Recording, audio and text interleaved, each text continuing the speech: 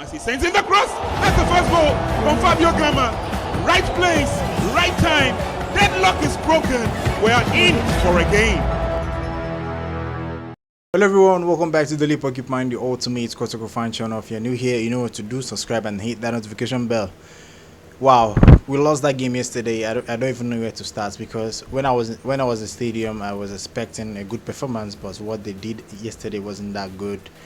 I'm not complaining, because anything can still happen, and we have 3 more games to go, and we just have to get the 3 points, the 9 points from the 3 games, and we'll see what happens after that. As for Oak, are also under pressure to win the last 3 games, so it's still on, even if it's more difficult for us, just as Mariano Berto and Emmanuel Jimfi said that they're still going to fight and hopefully get all 3 points and hope for the best. Maybe KOTOKO might get lucky. So going into that game, I felt House of Oak were in position to win the game, and because they are favorites after playing most of their game this season at home. They've scored only 8 goals away from home this season, and they have scored about 33 goals at home, which means they have played majority of the games at home. Last 6 games, 8 games, last 6 of the 8 games have been played at the Accra Sports Stadium. Against Accra Olympics, they played at home. Against Legon Cities, they played at home. The FA Cup too, they played at home. So they are used to the Accra Sports Stadium. I know fans are hurt by this defeat, but I think everyone is overreacting. This is Mariano Berto's second defeat as a KOTOKO coach. We've played several games without losing a game, and I just saw online someone was calling for the sack of Mariano Berto because we lost against House of Oak.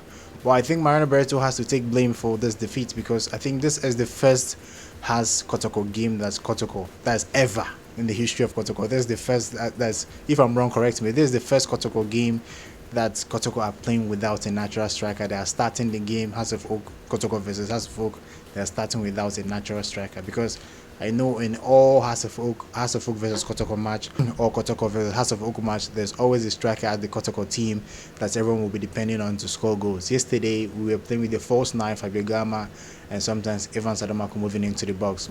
We had a clear chance where Fabio Gama would have moved his body earlier, but he couldn't, and we couldn't score a goal there, and the ball just went off after it deflected from a House of Oak player.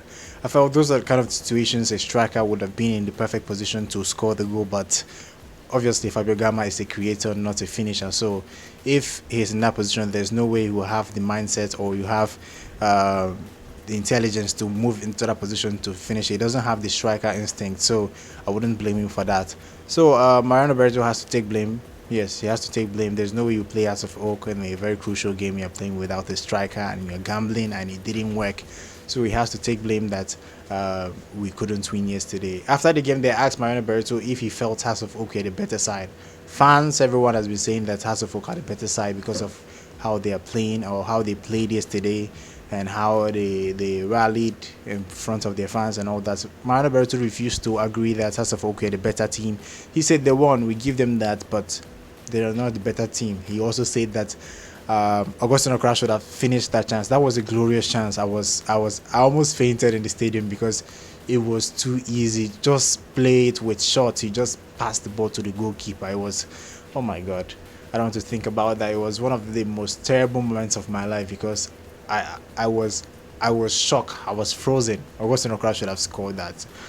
A player his caliber should have scored that. It was, oh my God, I don't want to talk about it. So overall, I felt that KOTOKO played fairly well. We have positives from that game. Andrew Sapau was very good. Habib Mohammed, bad the mistake he made. He should have marked Afriye Banye from in that position, or the goalkeeper should have told him to go off, move off, and put him on offside. The goalkeeper didn't shout that, and that was why Habib Mohammed, because he wasn't even looking at the player beside him, that was why he got the ball. And it wasn't a pass, it was a shot that misfired and went straight to the leg of Afriye Banye, and he just took the opportunity and he scored. So apart from that mistake, Habib Mohammed played fairly well. Emmanuel Keke was everywhere. Mudasiru played fairly well, but after House of Oak scored, he lost hope. Like he lost faith, and he was subbed up and they brought in Augustine Okra. And the forward, Emmanuel Jimfi, I don't know, his crossing could have been better. He could have played fairly well, and time his crosses. He made some intelligent runs, dribbles into the box, but he couldn't time his run very well and put it in the box. So that is what we are expecting of him. Time your runnings, time your crosses. This helps the team, and I just hope he improves and learns from that experience. Evan Sadomako had a very terrible game. He started the game very bad. He's falling all over the turf, falling, standing up, couldn't trap the ball well. He tried to link up with Christopher Naty, but it wasn't working. So I felt that game yesterday we could have gotten at least a point, but it was unfortunate that we couldn't.